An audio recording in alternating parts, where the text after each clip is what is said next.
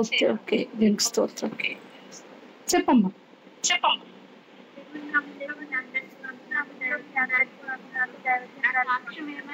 నా సాక్ష్యం ఏమంటే నేను మొన్న అమ్మమ్మ సెకండ్ టైం డిశ్చార్జ్ చేయి ఇంటికి వచ్చారు.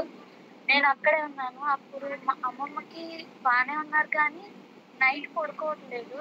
నేను అప్పుడు 3 o'clockకి తమ్ముడు లేపితే అక్క మా అమ్మకి షుగర్ చాలా తక్కువ ఉంది అక్క, 79 ఉంది, ఒకసారి అమ్మకి చెప్పమంటే అమ్మకి చెప్తే ఏం కాదు అట్లాగే ఉంటుంది, తక్కువగానే ఉంటుంది, ఏం ప్రాబ్లం అవ్వదు, పడుకోండి అని. నాకేమో భయం వేస్తుంది, చాలా తక్కువ ఉంది అని. తమ్ముడు అన్నాడు షుగర్ వాటర్ కలిపి పక్క తాగిద్దాము, కొంచెం ఏమైనా పెరిగిద్దాము అని అన్నాడు. అట్లాగే కల్పిస్తే తాగింది కానీ షుగర్ అయితే పెరగలేదు. పొద్దునకో చెక్ చేశాడు 89 అట్లాగే ఉంటుంది కానీ 100 కూడా పెరగట్లేదు. మా అమ్మ అయితే బాగానే ఉంది, కాకపోతే నాకైతే భయం వేస్తుంది. ఏసీఆ అమ్మమ్మని నువ్వు సజీవతలో ఉంచుతానని చెప్పావు, అమ్మమ్మకి కొంచెం షుగర్ పెంచేసిగా, తను మళ్ళీ డౌన్ అవ్వకూడదు, తను వీక్ అయిపోద్ది, ఇప్పటికే చాలా టాబ్లెట్స్ వేసుకుంటుంది అని ప్రే చేసుకున్నాను సిస్టర్. ఆ తర్వాత మళ్ళీ నెక్స్ట్ డే కూడా అట్లాగే తమ్ముడు అన్నాడు పాలు కలిపివు, అమ్మమ్మ పడుకోవట్లేదు అని అంటే కాఫీ కలిపించాను సిస్టర్. ఆ రోజు కూడా కొంచెం పర్లేదు. ఆ నెక్స్ట్ డే అమ్మమ్మ మొత్తం క్యూర్ అయ్యి షుగర్ కూడా పెరిగింది. అంతగా అంటే ఒకరు సపోర్ట్ తీసుకుంటుంది కానీ తను అందరితో చక్కగా మాట్లాడుతుంది, అందరితో పలకరిస్తుంది. దేవుని బట్టి ఎంతగానో కృతజ్ఞతాస్తుతులు చెల్లిస్తున్నాను. అమ్మమ్మ సజీవ లెక్కలో ఉంచాడు. నేనైతే ఆ 2 రోజులు చాలా భయపడ్డాను. దేవా నా విశ్వాసం ఉన్నానేమో, దేవదైతే నన్ను క్షమించు, నువ్వు వాగ్దానం ఇచ్చావు, అమ్మమ్మని సజీవ లెక్కలో ఉంచుతానని చెప్పావు, సజీవ లెక్కలో ఉంచావు.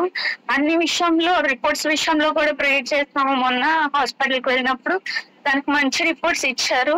మళ్ళీ 14 days తర్వాత రమ్మని చెప్పారు.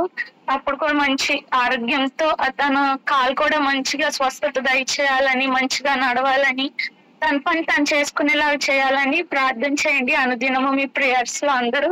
అట్లాగే తమ్ముడు విషయంలో కూడా ప్రే చేశాను. అమ్మమ్మకి సీరియస్ అయినప్పుడు సెకండ్ టైం వాటి టాబ్లెట్స్ కూడా అయిపోయాయి.